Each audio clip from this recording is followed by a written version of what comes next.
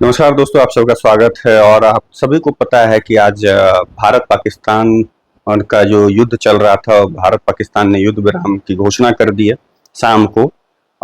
यहाँ के भारत के जो विदेश सचिव विक्रम मिस्री हैं, उन्होंने इस इसकी घोषणा करी। लेकिन आप ये सोचिए कि अभी 86 घंटों तक युद्ध चला, शाम को 5 बजे ये सीज फायर पर सहमति बनी, उसके बाद युद्ध जो है खत्म हुआ और इसकी अवधि बहुत ज्यादा लंबी नहीं चली। अब जो खबर आ रही है कि 4 घंटे बाद ही सीज फायर पाकिस्तान ने उस सीज फायर का उल्लंघन कर दिया है और ड्रोन और गोलियों से वो बॉर्डर पे लगातार हमला करना चालू कर दिया। ये उसकी फितरत रही है। अब यहाँ की सरकार या यहाँ के जो डीजीएमओ हैं या सेना है, वो बार बार, जबकि हमेशा से शुरुआत से ही पाकिस्तान इस तरह से दोगलापन करते आया है, इस तरह से मतलब वो जो है उसका चाल चरित्र रहा है कि वो जो कहता है वो करता नहीं, हर समय पीठ पीछे वार करता है, पीठ पे छुरा मारता है। वो 99 की बात हो या उसके पहले चले जाइए 65 की बात हो या उसके पहले ही चले जाइए 47 48 की बात हो, 99 की बात हो या 71 की बात, मतलब जो भी हो, जितनी भी युद्ध है उसके साथ लड़ी गई, उसमें हर वक्त यही करता है। अब उसी प्रकार आज भी किया कि जब शाम 5 बजे विक्रम मिस्री विदेश सचिव ने इस चीज की घोषणा करी कि दोनों देशों में सहमति बनी है डीजीएमओ के साथ, दोनों देशों के जो है आपस में, और 12 तारीख को 12 बजे मीटिंग होगी। फिर तब तक के लिए युद्ध विराम ये किया जाता है और इस बीच में अगर कुछ होता है तो उसको युद्ध का उल्लंघन माना जाएगा और हम अपने शर्तों पे इसको विराम पर ये कर रहे हैं। इसमें पाकिस्तान अमेरिका ने कोई भूमिका नहीं निभाई, इस तरह की बात कही गई। लेकिन 4 घंटे बाद पाकिस्तान ने इन सारे जो युद्ध विराम था, सीज फायर था, सारी बातों की हवा निकालते हुए ये सीज फायर का उल्लंघन कर दिया। क्यों हम बार बार भूल जाते हैं? अपने इतिहास से सबक क्यों नहीं लेते हैं? क्या अभी भारतीय सेना या भारत सरकार को इतिहास से सबक लेने की जरूरत नहीं थी कि जब ये 99 में भी ऐसे ही किया, लाहौर बस चलने के बाद अचानक से कैसे कैसे हमला कर दिया, याद है सबको। उसके पहले चले जाइए, जितनी बार बैठकें की गई, जितनी बार वार्तालाप की बात कोशिश की गई, उसके बाद ही ये इसने पीठ पे छुरा मारा। ये पुरानी फितरत है पाकिस्तान की। फिर भी अपने इतिहास से जो कहा जाता है ना, ये कोई किसी ऐसे नहीं कहा कि अब जो अपने इतिहास से सबक नहीं लेता उसका भविष्य कभी भी सुंदर भविष्य अच्छा नहीं बन सकता। भारत के साथ वही स्थिति है कि अपने इतिहास से ये जो है मतलब सबक नहीं ले रहा है। अभी मौका मिला था, अभी आप इस पार से उस पार की लड़ाई कर देते। पीओके लेने की बात गृह मंत्री अमित शाह ने संसद भवन में किया था, तो अभी मौका था, अच्छा मौका था, मिला था, देश की जनता का साथ था, नहीं चाहते हुए विपक्षियों का साथ था, तो अभी क्यों नहीं इस पार से उस पार की लड़ाई लड़ी गई?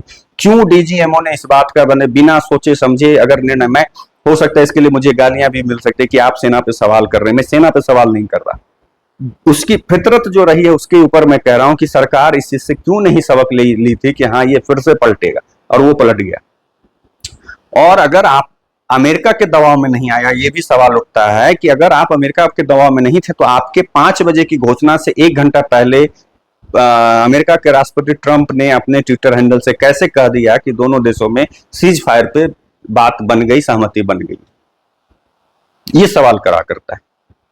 जब आपके साथ, आप चंडीगढ़ में आप देख लीजिए कि पूरे देश की जनता, मतलब माफ कीजिएगा, चंडीगढ़ में एक अनाउंस किया गया कि हाँ भाई वॉलंटियरी के लिए वहां पे एक अनाउंसमेंट की गई, जिसके बाद वहां पे युवा, जो भी लड़का हो लड़की हो, सभी लोग वहां पे भीड़ उमड़ पड़ी कि हम भाई हम तैयार हैं देश के लिए, हम जाने को तैयार, हम लड़ने को तैयार हैं। ये जज्बा भारतीयों में है और उस जज्बे को आपको चल दे रहे हैं, समझ में नहीं आता है।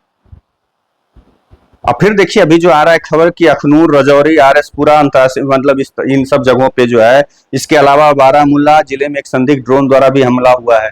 मतलब इन सब जगहों पे सीज फायर का उल्लंघन कर चुका है। आप सोचिए, एक जगह पे नहीं, मतलब 4 जगह पे जो है उसने सीज फायर का उल्लंघन किया, ड्रोन से हमला कर रहा है।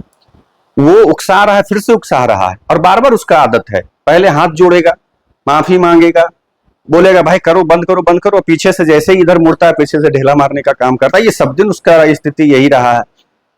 अब पता नहीं, अभी तो इसका ये खबर नहीं आ रही कि भारतीय सेनाओं की तरफ से उसका मतलब जवाब दिया गया या नहीं दिया गया, क्या पता।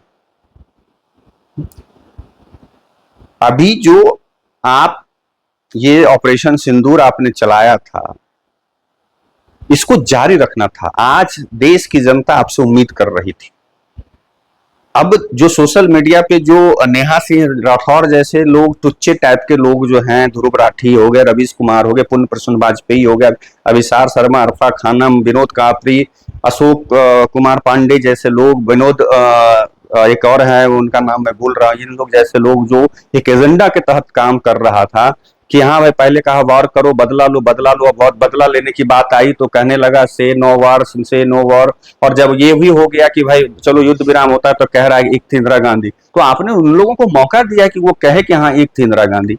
सारा कांग्रेस पूरा ट्विटर आप देखिए जाकर करके, फेसबुक, जितने भी सोशल मीडिया ये सारा जगह पे भरा हुआ है एक थी इंदिरा गांधी। आसान नहीं है इंदिरा गांधी हो जाना। तरह तरह के इस तरह के जितने भी ये से नो वॉर करने वाले भी कह रहे हैं, कितने तरह उन लोगों दोगला तरीके से रंग बदल रहा है। और भारत की सरकार उन लोगों के चुलकित गैंग के मतलब फंसाए जाल में, बिछाए जाल में, ट्रैप में फंस जा रही है।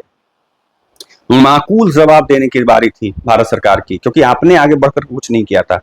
आज आप सोचे कि पाकिस्तान की सेना कल पूरे इंटरनेशनल मीडिया के सामने राहुल गांधी, मल्लिकार्जुन खड़गे, सत्यपाल मलिक, नेहा सिंह राठौर, ध्रुव राठी, करण थापर, इन सब जैसे लोगों के वीडियो फुटेज दिखा कर करके लोगों के सामने का कोशिश किया साबित करने का कि भाई देखिए वहां के नेता, वहां का लोग, उनके ही द्वारा जो एक राज्यपाल बनाया गया, गवर्नर बनाया गया, सब कह रहे हैं कि पुलवामा से लेकर पहलगांव तक इनके द्वारा करवाया गया था। और उसके बाद किसी प्रकार से उन लोगों ने, अभी क्या मौका था आपको मिला था कि वो लोग अभी कुछ कह भी नहीं सकता था, क्योंकि देश की जनता आपके साथ थी, इसलिए उन लोगों को ना चाहते हुए, बार बार कह रहा हूं, ना चाहते हुए आपका समर्थन किया, लेकिन आपने गोल्डन अपॉर्चुनिटी को मिस कर दिया।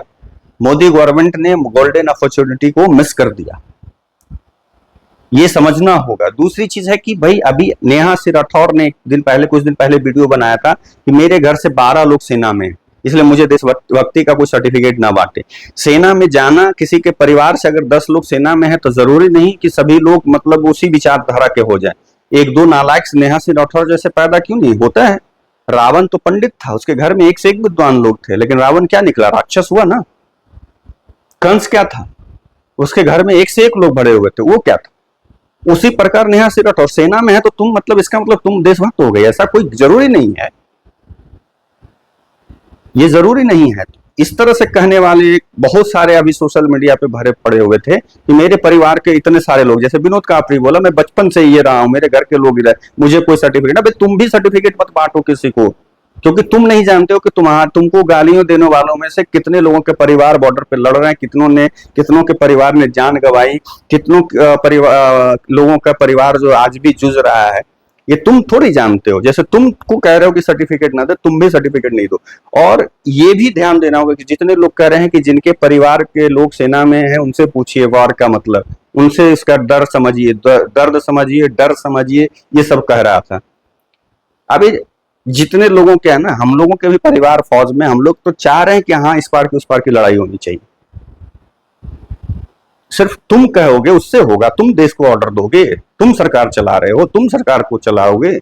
लेकिन क्या है, मोदी गवर्नमेंट ने ये कदम पीछे ले कर करके इन लोगों को मौका दे दिया भौंकने का। नेहा सिंह राठौर देखिए सबसे पहले भौंकी, उसके बाद सारे लोगों ने भौंका है। एक थी इंदिरा गांधी, आसान नहीं इंदिरा गांधी हो जाना, वोट लेने के लिए बस जो है चुनाव जीतना और लड़ाई जीतना अलग अलग बात हो जाए। तो ये मौके आपने दिए इन तुच्छों को, इन दोगलों को। इसलिए मोदी सरकार को इन सब चीजों से बचने का, अभी तक सबसे बड़ा चीज दुखद क्या है, 11 साल हो गया, उसके पहले 6 साल वाजपेयी जी रहे।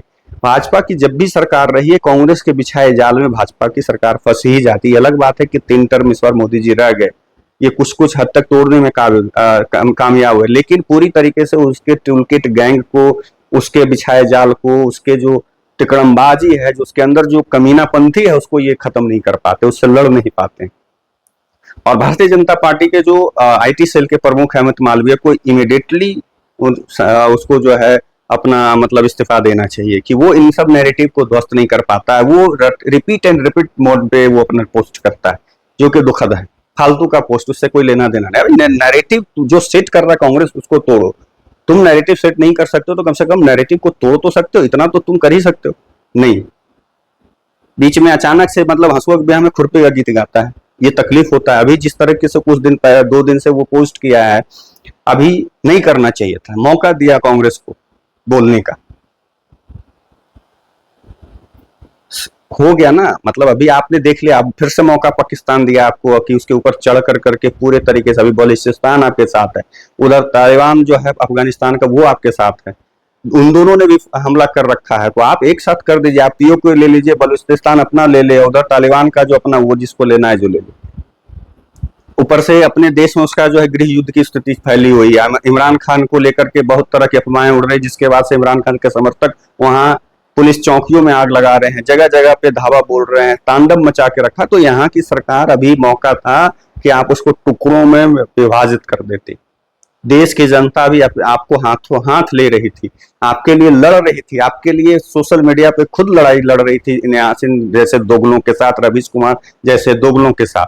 लेकिन आपने सभी की उम्मीदों पर झटका मारा, सभी की उम्मीदों पर पानी फेरा है, सभी के जज्बातों से खेला है, और इस पर आपको फिर से एक बार मौका मिला है। सीज फायर का उल्लंघन किया है पाकिस्तान ने, आप जवाब दीजिए, यही उम्मीद करते हैं। आप लोग क्या कहना चाहते हैं कमेंट करके जरूर बताइएगा। तब तक के लिए आप लोगों से विदा लेता हूँ, दूसरे वीडियो में मिलूंगा। नमस्कार।